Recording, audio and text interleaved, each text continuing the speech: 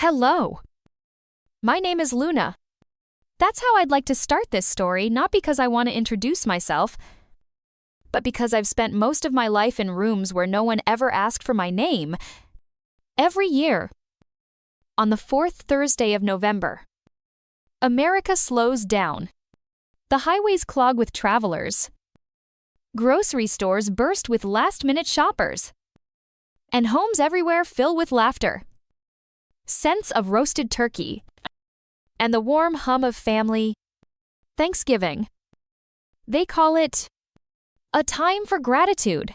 But that day, for me, it always came with an asterisk. This past Thanksgiving, I got the usual text from my mother. Dinner starts at 5. Come around back. We don't want boots tracking dirt through the foyer. That was it. No, can't wait to see you. No, drive safe. Just directions to the back door. So I parked 3 houses down. Not because there wasn't space in the driveway, there was, but because I didn't want to be seen. Not by my mother. Not by the neighbors. Not even by myself. In the back of my pickup sat a bottle of 2014 Napa Valley Cabernet, the kind of wine you bring when you know you're not expected, but still want to offer something. I stood outside the gate, one hand on the latch, the other tightening my flannel coat around me. The sun was beginning to set over Fresno, casting a pale orange light across the Mitchell house wide porch. Manicured lawn, wind chimes tinkling in the breeze. From the outside, it was perfect. I took a breath, stepped through the gate, and knocked not on the kitchen door, but on the frame, like a guest does when she knows she isn't welcome. Claire opened it. My older sister, 5 years removed from Stanford and 1 promotion away from VP at a marketing firm in San Francisco. She wore cream-colored heels and a perfectly tailored burgundy dress. Her hair was freshly blown out. Her nails, a neutral gloss. She looked like a Thanksgiving magazine cover. She gave me a tight-lipped smile. The kind that people give when they don't know whether to hug you or hide the silverware. Hey! You made it, she said. You! Want to leave your boots outside? I glanced down. Steel toot. Dirt stained from a morning site visit. I shrugged them off and left them by the door. Inside, the house was a model of holiday perfection. Candles flickered on every surface. The kitchen smelled of sage, butter, and cranberry glaze. My mother, Sandra, stood at the counter in a forest green apron, sculpting mashed potatoes like she was painting the Sistine Chapel. When she saw me, her eyes flicked from my rolled-up sleeves to the wine bottle. You didn't have to bring anything, she said, already turning back to the stove. I wanted to, I replied. She didn't hear me. Or maybe she did and just chose not to. I placed the wine on the counter near the others. No one noticed. Zachary, my brother-in-law, sat in the living room, sipping craft beer and talking loudly about a hot new real estate investment in Utah. He made eye contact with me and nodded. Not warmly, more like a colleague at an elevator who forgets your name. I smiled anyway. Then I slipped into the kitchen, where the only person who ever really saw me was slicing sweet potatoes. Aunt Jo, I whispered. Need a hand, she turned, eyes lighting up. Luna. Honey, get over here. You still know how to work a peeler. I know how to rebuild a compressor, I said, grinning. She chuckled. Of course you do. For the next hour, I peeled, chopped, and basted. We didn't talk much. Not about the company I ran, or the houses I owned, or the crews I supervised. Just recipes, quiet laughter, a few inside jokes. The kind of simplicity that doesn't judge you for having calloused hands or a ponytail instead of a blowout, But that peace didn't last. Right around dessert, Aunt Jo asked if I'd met one of her new tenants, an elderly lady named Mrs. Henderson, who had recently moved into one of my downtown units. She says her landlord is the kindest person she's ever met. Jo said aloud, Scarlet. Half a glass of wine in. Looked up. Wait, her landlord is Luna Jo, nodded casually. Yeah. Iron Root Properties. That's Luna's company. The room fell silent. Forks paused mid-air. Claire squinted. You own Iron Root. I wiped my hands with a dish towel. Yes. I started it 8 years ago. We build modular housing, mostly sustainable units for low-income families. Mom turned around slowly, the carving knife still in her hand. And you didn't think to tell your family? I looked at her. At all of them. You never asked. There's a peculiar silence that fills a room when someone you've underestimated reveals who they really are. It's not shock. Not admiration. Not even embarrassment. It's discomfort, like suddenly realizing the person you kept at the kids' table grew up. Built their own banquet. And you weren't invited. That's what I felt after Aunt Jo casually mentioned I owned Iron Root Properties. Claire was the first to recover. Well, she said with a brittle laugh, I guess welding those metal frames paid off. Huh, I nodded slowly. Turns out, people need homes more than they need slogans. Zachary chuckled. But it didn't reach his eyes. How many houses are we talking about? Luna, a few fixer-uppers? I could have left it vague. I could have said, enough. But something inside me, some corner I'd painted over for years, didn't want to dim the truth anymore. 72. I said. Across 5 counties. We just broke ground on a new community for veterans outside of Visalia. The clink of Sandra's carving knife against the platter was sharper than it needed to be. You've been doing this alone, she asked. I met her eyes. Since the bank laughed at my first loan application. Since I sold my truck to pay for permits. Since I slept on job sites because I couldn't afford both rent and payroll. The table went still. Zachary reached for his wine. Wow. And here we were thinking you were just doing odd jobs. I suppose that's what happens when you assume. I replied. You missed the blueprint entirely. Aunt Jo smiled quietly from across the table. But Claire leaned forward, crossing her arms. So you've been running this big company, what? Secretly, I wasn't hiding. I said. I was working. Mom finally spoke. Her voice as smooth and cold as the whipped cream she was scooping onto pie. I just don't understand why you never shared any of this. Luna. Families celebrate things like this. He swallowed hard. You told me once that welding was a temporary phase. That I was wasting potential.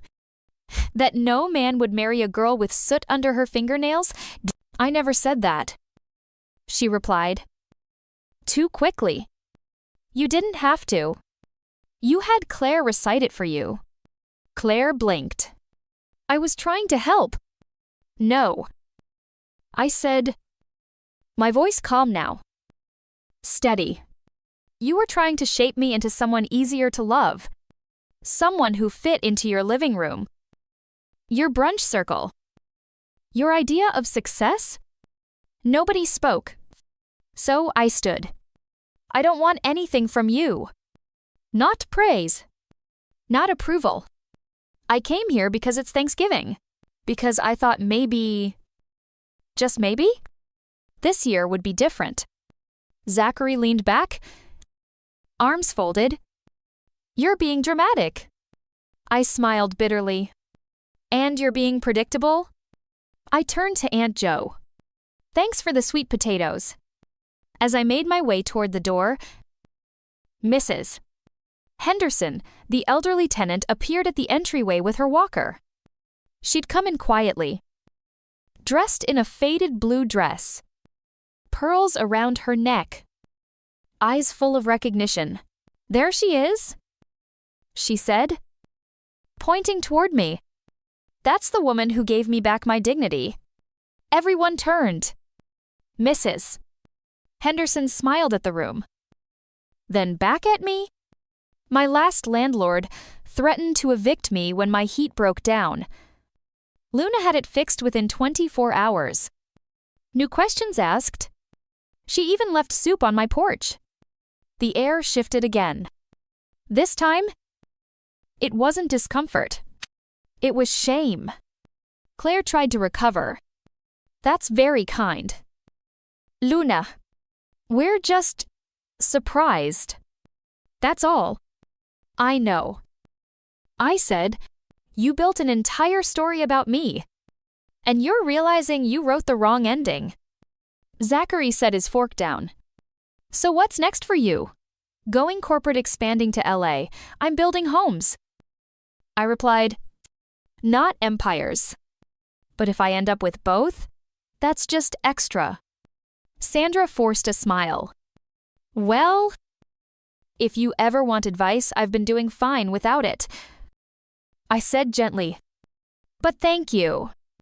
I walked out the back door the same way I came in, boots in hand.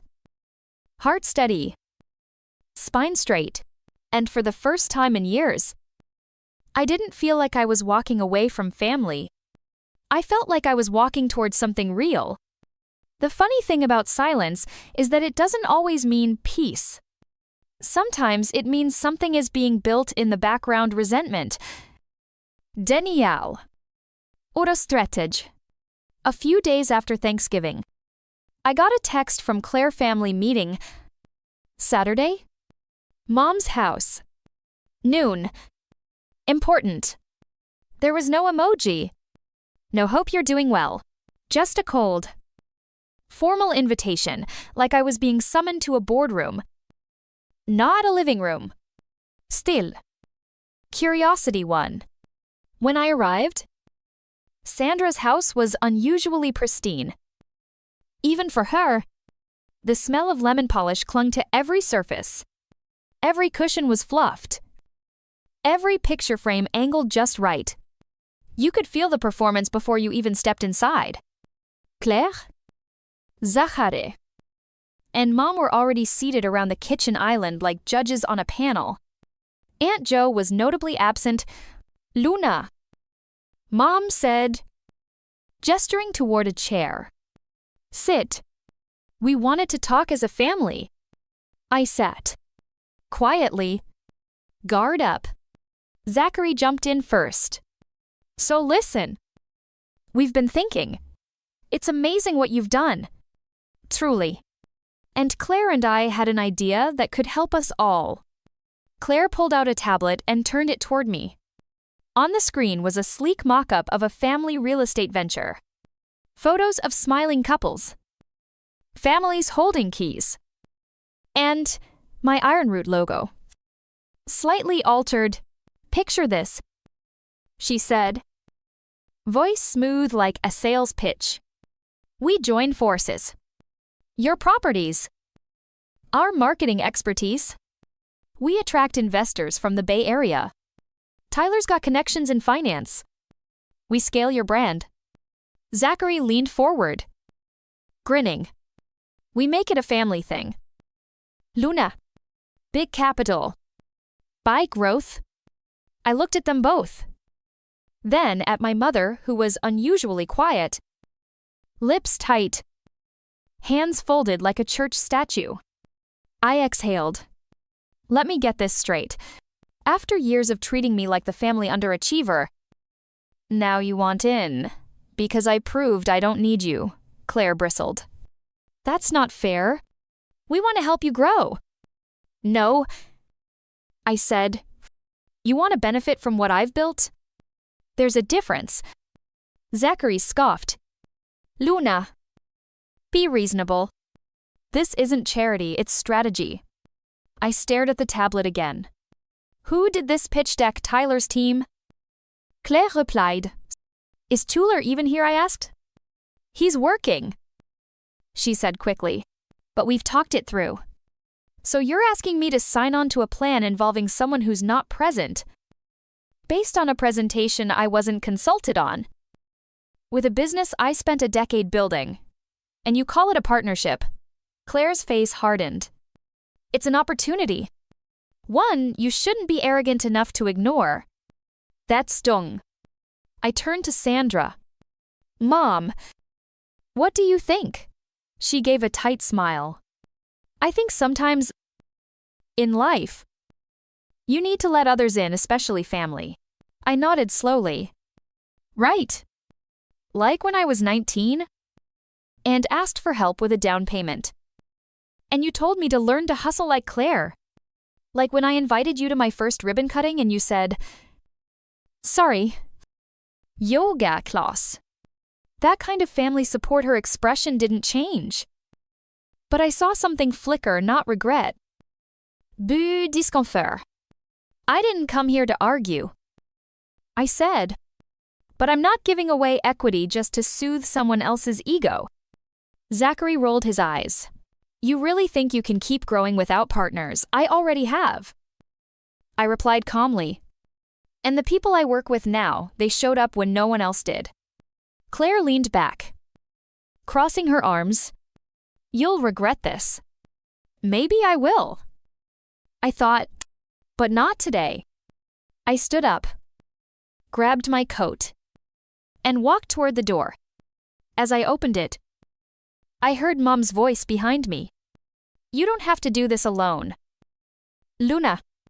I turned to face her, my hand still on the doorknob. I was never alone. I said softly, I just wasn't with you. And then I walked out, not in anger, but in clarity. That night, my phone buzzed with missed calls from Claire, then texts, then voicemails. But I didn't listen. I was too busy looking over spreadsheets with Marcus, my project manager and oldest employee who started with me when Ironroot was just a garage and a whiteboard full of dreams. Something's off, he said. Scrolling through an email. What do you mean I got 3 sudden cancellations this week? Materials. Plumbing. Even a bank flagged our loan request out of nowhere. I frowned. You think someone's trying to squeeze us? He looked at me carefully. I think you made the wrong people nervous. And in that moment, I realized they hadn't just taken offense. They'd taken aim. You never forget the sound of something cracking, whether it's a support beam, a promise, or trust.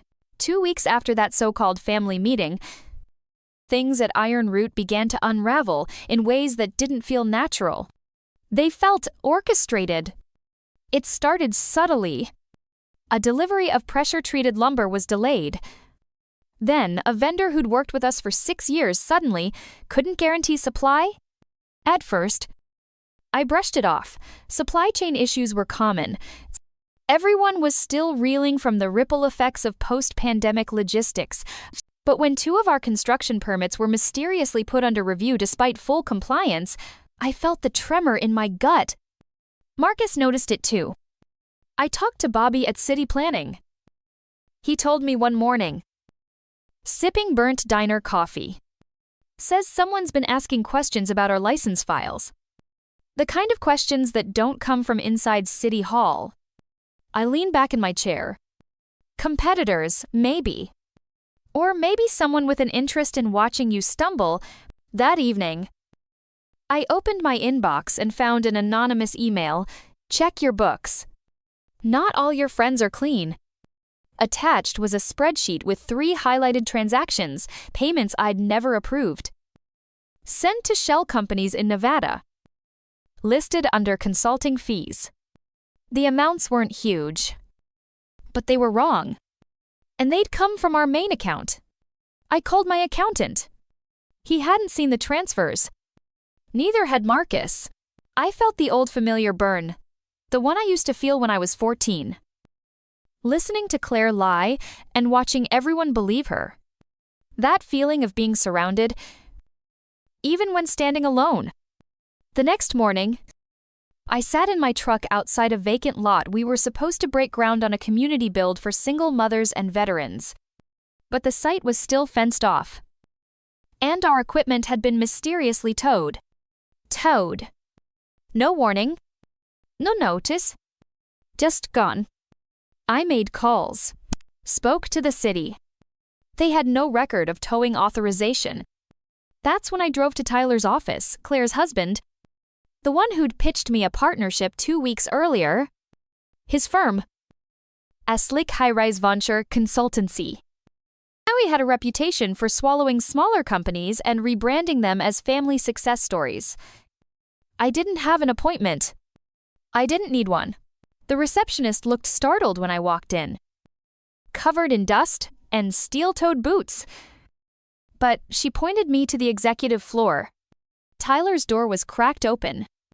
I pushed it wider. He was laughing on the phone. Yeah. She's stubborn. But once the cash flow tightens, she'll beg for a bailout. He turned, startled, when he saw me. Luna, I was just talking about me, I asked. Voice even, but cold. He stood, gesturing toward a seat I didn't take. I think you misunderstood our intentions. We were only trying to help you avoid overextending. I stepped closer. You used my financial records. You made fake vendor profiles. And I'd bet your firm funneled those consulting fees from Ironroot's account. He smirked. Allegedly. You realize that's theft. I said. He leaned back, arms crossed. It's business. You can call it sabotage. But in this world, Luna, if you want to play with the big dogs, you don't cry when they bite. I didn't blink. You picked the wrong mutt. As I turned to leave, he called after me. Don't forget you walked away from our offer. This could have been easy. I didn't answer. I didn't need to. Back in my truck, I gripped the steering wheel hard enough for my knuckles to pale. The city skyline stared back at me. Indifferent. They weren't just trying to shut me down. They were trying to erase me. A woman with no Ivy League degree. No trust fund. No husband in a glass office. A woman who built something real from dust and duct tape was never supposed to rise this far. And now that I had, they were trying to shove me back into the shadows they had once locked me in. That night, I didn't sleep. I sat at my dining table with blueprints spread out. Vendor lists. Financial logs. Every contract we'd ever signed. Marcus came by at midnight. He brought black coffee, a bag of gas station pretzels, and a look I'd never seen before, not fear, but something close to heartbreak. I hate this, he said. Watching you get crushed by people who've never lifted a hammer. I looked up at him. They want to bleed us dry. They think I'll fold. He sat beside me. What are you going to do? I stared at the plans. The names of families waiting for housing. The photo on my desk of my first crew, all 6 of us standing in front of a half-finished duplex in hard hats and sunburns. I'm gonna fight. I said, not for revenge. For proof. For every person who was ever told they didn't belong in the room they built with their own hands. Some people fight back with lawyers. I fight back with ledgers. Light and truth. The morning after Tyler's smug, allegedly comment. I walked into Ironroot's headquarters, a repurposed fire station downtown, and gathered the team. Not just Marcus, but the site supervisors, my bookkeeper, even Maria from the front desk. We met in the garage where we used to store drywall. I stood in front of a giant corkboard I hadn't used in years. And I pinned the words in red marker, "Who tried to break us?" Then I told them everything. I showed them the anonymous email, the fake invoices, the vendors that didn't exist, the towing scam, and the permits mysteriously pulled at City Hall. I laid it bare. every crack in the system that someone had forced into existence. At first, there was silence. Then Marcus said, "So we hit back, no?" I said, "We expose." I assigned teams. Maria and Jen from accounting would comb through every line of the past 2 years. Marcus would speak to every contractor, plumber, and painter whose name showed up twice. I called Bobby from City Planning and asked for access to the Public Records Archive. By noon, we were a machine. You see, when you build homes for a living, you get good at noticing what's out of place. A foundation 2 inches off. A pipe not level. A signature that looks rushed. And as we dug deeper, patterns emerged. Shell companies connected to Tyler's firm. Addresses that didn't exist. Contracts that Claire had once glanced at during casual family brunches. They thought I'd be too proud or too ashamed to dig into my own books. They didn't know I kept copies of everything. Old school. Physical files. Dated. Signed. Notarized. But the most damning piece came from an unlikely place, my old flip phone. I'd kept it in a drawer. The one I used when I first started Ironroot. No apps. Just texts and calls. But it had one voicemail from 6 months ago, Claire's voice, chirping about a small favor. She mentioned making you look profitable to investors, and just a few wire transfers for optics. I'd forgotten all about it. But the audio was crystal clear. I played it for Marcus. He let out a low whistle. That's not just shady. That's premeditated. By Friday, we had a full report. And I had a choice to make. I could press charges. Go public. Humiliate them. Or I could do what I always did, protect what I'd built and let the truth speak for itself. I chose both. The next day, I called a press conference. Not at City Hall. Not at a courthouse. But in front of our newest, build a row of townhomes in Tulare. 2 weeks from completion. Behind me stood future residents' single moms, veterans, teachers, retirees, the people Ironroot existed for. I stood on a crate, holding a binder thick with receipts and invoices. No podium. Just my steel toe boots and a construction vest with my name on the pocket. "Hi," I said into the mic. "My name is Luna Mitchell. I build homes. But recently, I've had to build something else, a defense." The press leaned in. I told them everything. About the sabotage. The manipulation. The theft. About how certain powerful people once who smiled at me during holidays tried to sink my company from the inside out because I didn't give them what they wanted.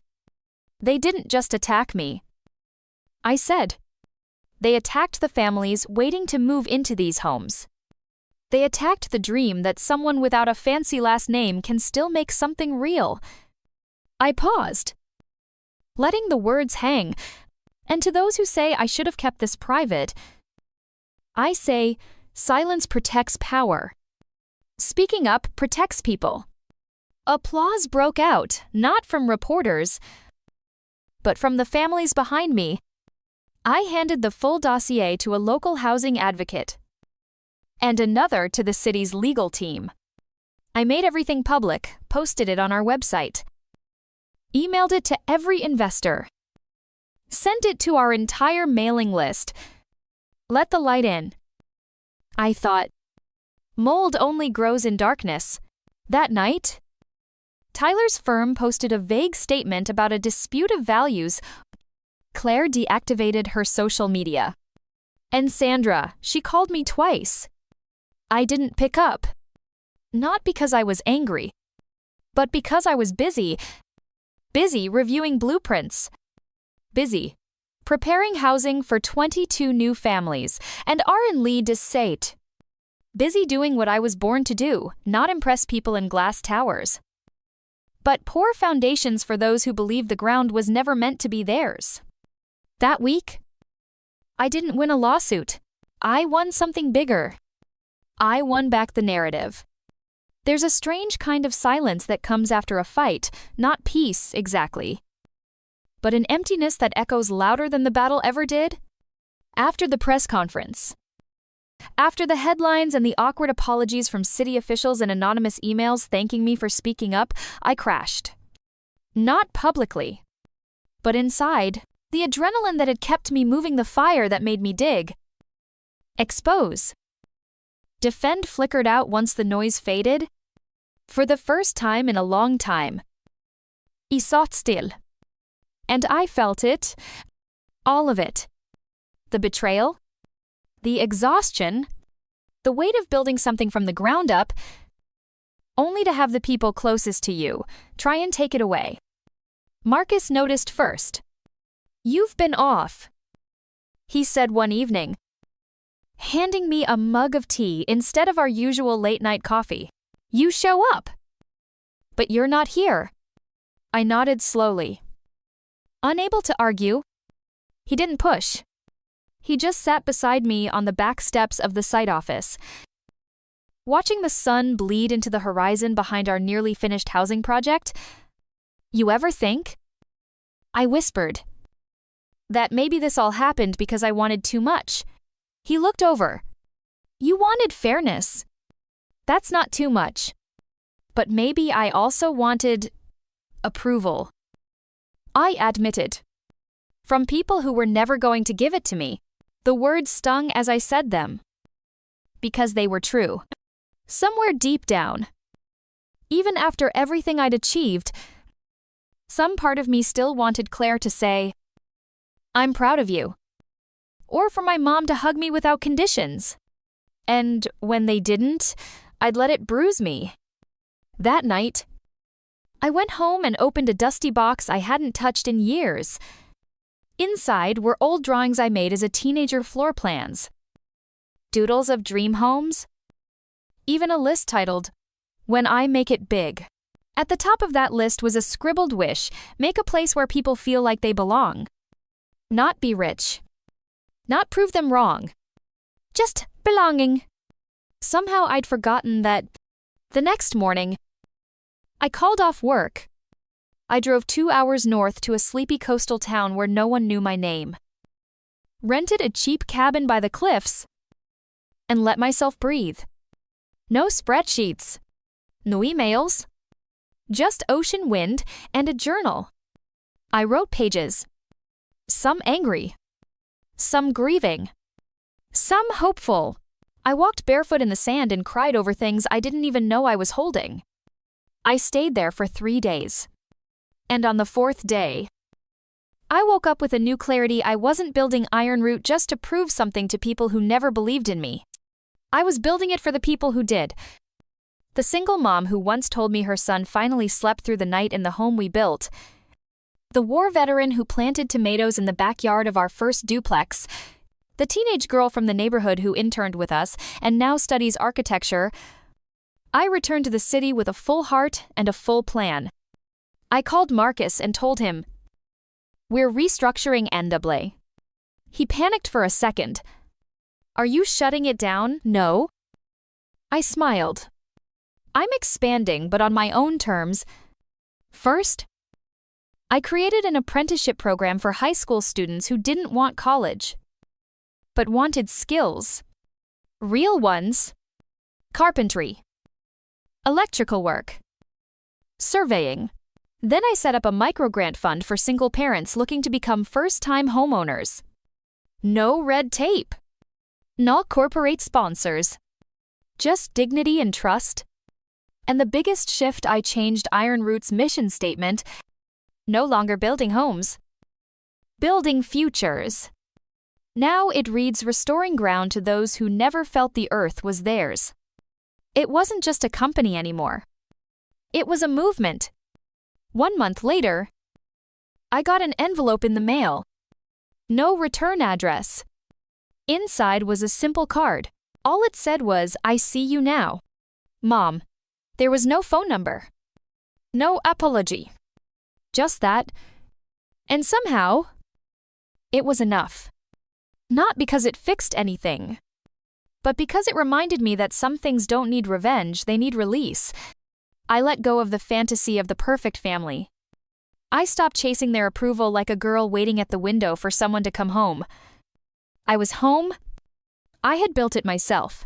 And, in that home, in every beam and bolt and square foot, I lived a truth no one could take. I was never broken. I was forged.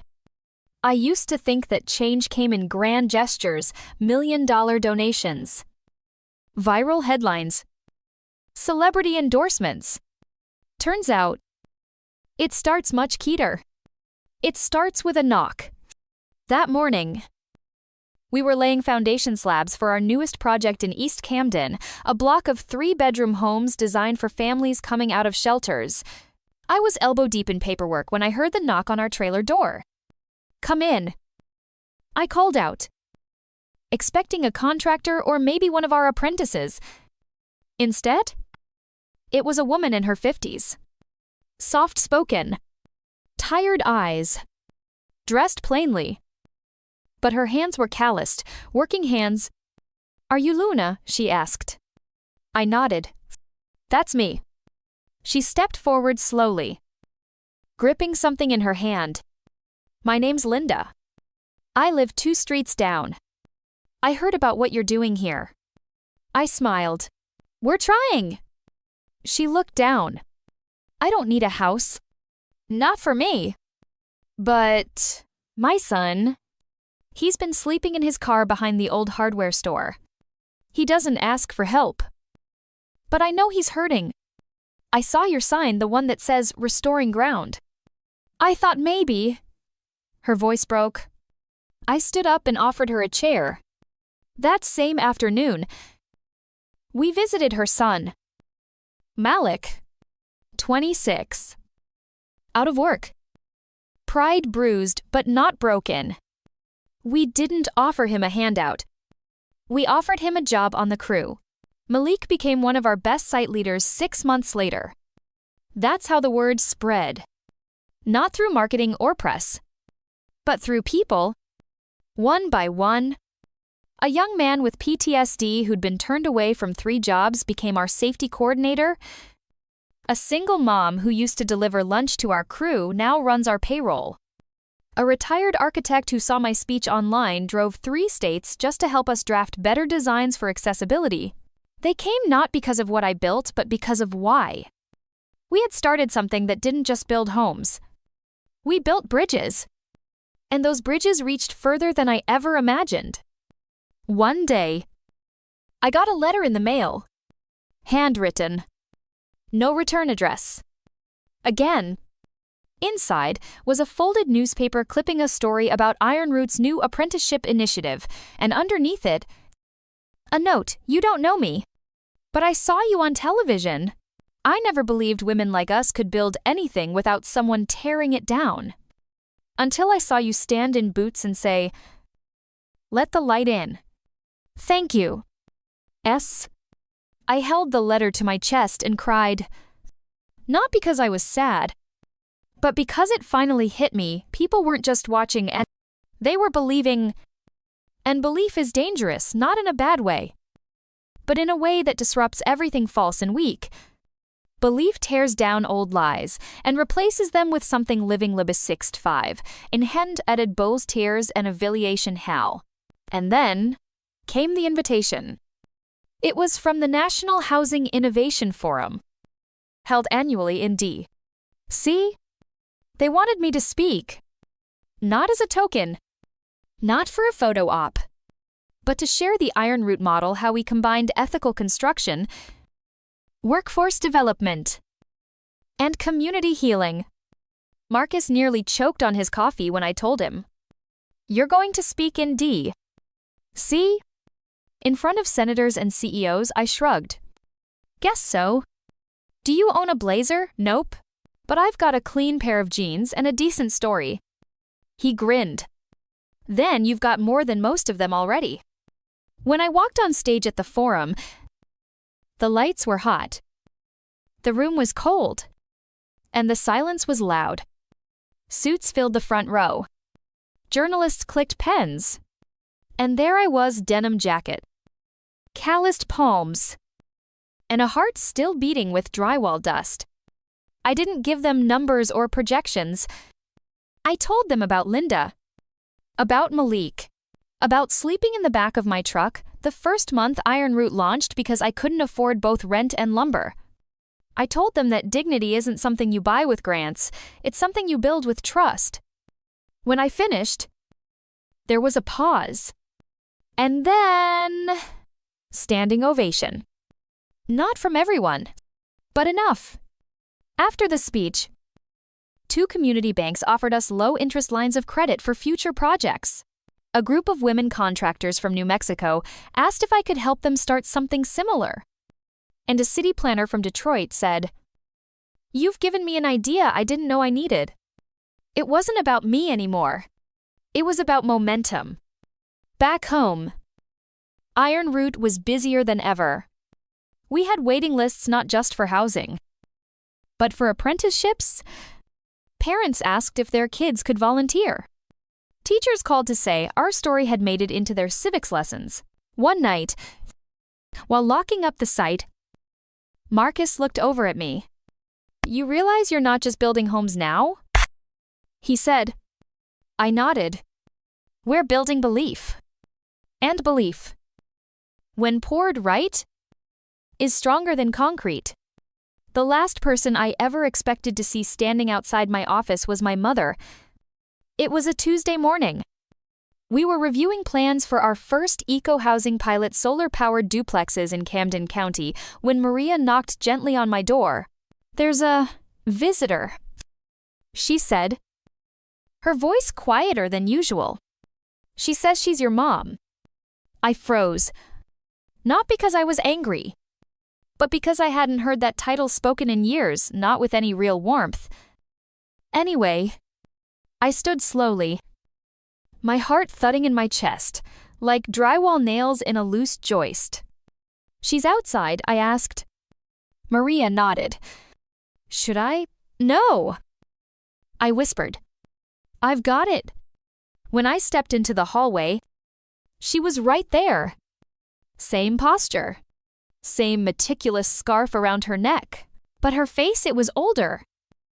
Softer. Like time had finally caught up with all the words she never said. "Luna," she breathed. I nodded. "Mom." For a moment, we just stood there. 2 women separated not by miles, but by silence and expectations that never quite aligned. "Can we talk?" she asked. Her voice barely above a whisper. I led her outside to the bench near the garden we planted last fall, the one with daffodils blooming around a plaque that read, "For those who believed before it made sense." It was quiet. Just the wind and the distant sound of hammering from the build site. She sat first. I sat beside her. But not close. I saw the news. She began. The houses. The speech in Washington. The people who say you saved them? I didn't say anything. I let her fill the space she'd once abandoned. I didn't come here for credit. And I didn't come here to explain the past. She continued, eyes fixed on the plaque. I realized something. I waited. All my life. I thought strength looked like perfection. Like polish. Like silence. You weren't that. You were loud. Messy. Independent. And I thought, if I didn't shape you, you'd fall apart. She turned toward me. But you didn't. You rose. I blinked, huh? The corners of my eyes burning. She reached into her purse and pulled out a small envelope. I wrote something. After your first article came out, the one about Iron Root's mission. I never sent it. I didn't know if I deserved to. I took the envelope. Hands trembling slightly. Inside was a short note. I see you now. And I'm sorry it took the whole world seeing you first before I did. I let out a breath I hadn't realized I'd been holding for years. She looked away. I know I missed it all. The beginning, the struggle, the beauty. And I can't change that. But if you'll let me, maybe I can witness what comes next. The pride I had built brick by emotional brick was telling me to hold the line. But the woman inside, the little girl who once asked for hugs and got silence in return, leaned in. I'm not the same daughter you tried to raise like tell of luck I daughter odd n, I said softly. I don't need your approval anymore. She nodded. Eyes wet. I figured, but if you want to walk with me now, not lead. Not lecture, just walk beside me, then maybe there's room. A tear slid down her cheek. I'd like that very much. We sat for a while longer. No more speeches. No more grand apologies. Just two women under an open sky, with space finally made for honesty. Later, after she left, Marcus walked by. Eyebrows raised. Was that who I think it was? I nodded. Yep. He handed me a coffee.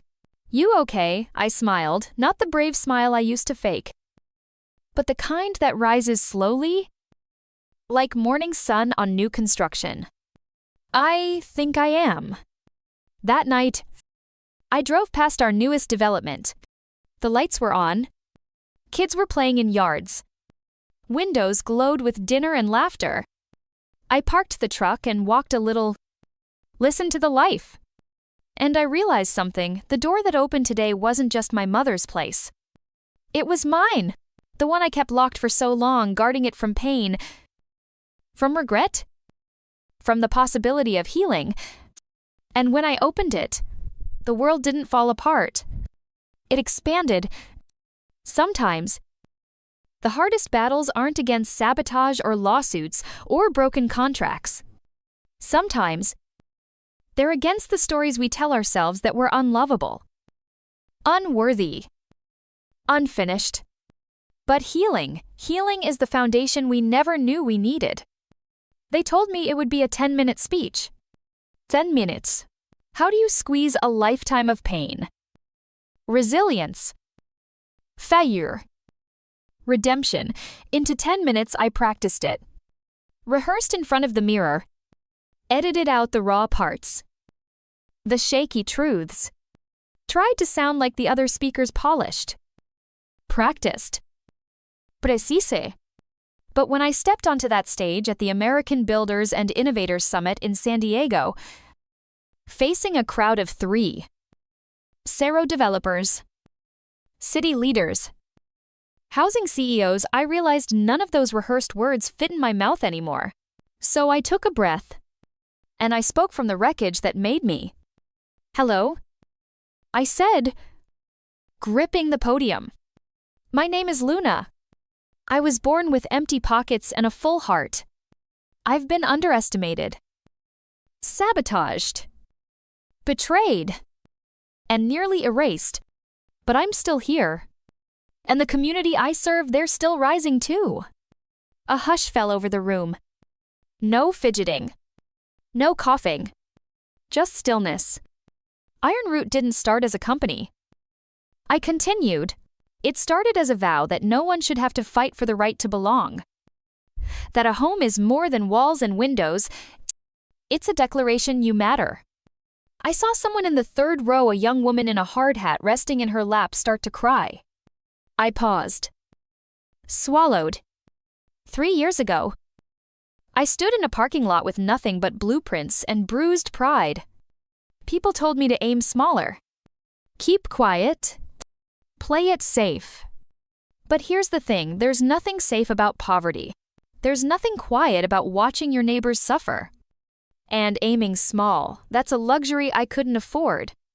The room shifted not in applause, but in energy.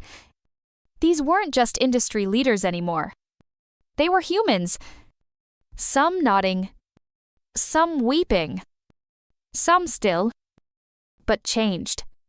I shared the story of Linda and her son Malik, of our first apprentice who bought his mom a house, of the time I had to choose between buying nails or gas to get to work. And then I said something that even surprised me. You don't need to be brilliant to build something beautiful. You just need to believe in people more than you believe in profit. There was silence. And then, a standing ovation. Not polite. Real. Thunderous. Afterward, a woman from the Department of Housing approached me backstage. We want to partner with Ironroot. Bring your model to the Midwest. You up for it? I smiled. Eyes still red from tears. We were born ready. The next few hours were a whirlwind media interviews. Podcast requests. Take photos under bright lights. My phone buzzed nonstop. Marcus texted, "Your words just broke the internet." And my heart. In the best way. But amidst the chaos, there was one moment I'll never forget. A girl maybe 17 approached me with shaking hands and a sketchbook. She wore construction boots, 2 sizes too big, and had dirt under her nails. "You don't know me," she said, "but I watched a clip of you online a few months ago. I didn't think girls like me could ever do what you do. But now I'm in trade school. I'm the only girl in my class. And I brought you this." She opened her sketchbook and showed me a drawing, a small home. Hand-drawn. With flowers out front and a porch swing. "I'm gonna build this one day," she said, voice trembling. "And I'm gonna call it Luna's Light. Because you lit the fire." I couldn't speak. I hugged her. Tight. And I realized something. It wasn't the awards or the stage or the applause that marked the turning point. It was her. It was the next generation, watching, not just watching me succeed, but watching me fall and still rise. That night, alone in my hotel room, I looked out over the San Diego skyline and whispered, "We made it. Luna. And we're not done yet." I thought about my mom. Abu Claire. About every person who said I was too much or not enough. And I didn't feel anger. I felt gratitude. Because if they hadn't tried to bury me, I might have never realized I was a seed. People often ask me now, "Luna, what's next?" It's a question I never used to be able to answer. Back when survival was the only plan. Back when my life felt like one long game of defense, always reacting, bracing, enduring. But today, I can finally breathe enough to dream. And more importantly, to build for others who dream. 2. Ironroot has grown beyond anything I ever imagined. What started with a rusted trailer and one broken generator now spans 4 states. We've built over 200 homes. We trained more than 500 apprentices and helped launch 17 small businesses, all run by people who were once told they had no future. But it's not the numbers that matter to me. It's the laughter I hear echoing from our community playgrounds. It's the porch lights flickering on at dusk in neighborhoods that were once forgotten. It's the letters I get from kids who sign off with, "Someday I'll build something like you did." Miss Luna. Truth is, I used to think legacy was something carved in stone, a statue, a plaque, a headline. But now I know real legacy is what grows in the places no one was looking. It's in the quiet dignity of a father who no longer has to choose between rent and food. It's in the smile of a girl walking into a home with her name on the lease for the first time. It's in the calloused hands of a young man who once slept on concrete and now pours it for a living. And for me, it's in every scar I carry. Because each one is a reminder the wound was real, but the healing was greater. There are still days I wake up afraid the money will run out. Afraid the world will forget. Afraid I'll never feel worthy of the praise that echoes louder than my old insecurities. But I get up anyway, not because I'm fearless, but because someone out there is watching. Just like I once watched other people and thought, could that ever be me, to that person? Wherever you are, maybe on your lunch break. Scrolling through this story, thinking you're too late or too lost or too small to make a dent, I want you to hear me clearly. You are not too late. You are not too lost.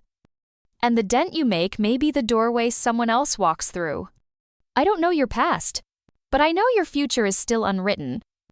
And it deserves a shot even if all you have is a cracked blueprint and a stubborn heartbeat. People once called me reckless for trying to build something out of nothing. Now they call me revolutionary. But the truth is, I'm just someone who refused to stay buried.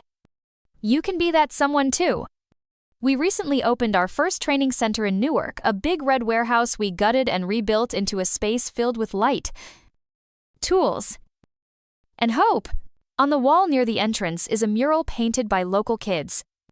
It reads, "You belong here." Yes, you. Every time I walk past it, I touch the edge with my fingertips. It reminds me why I started.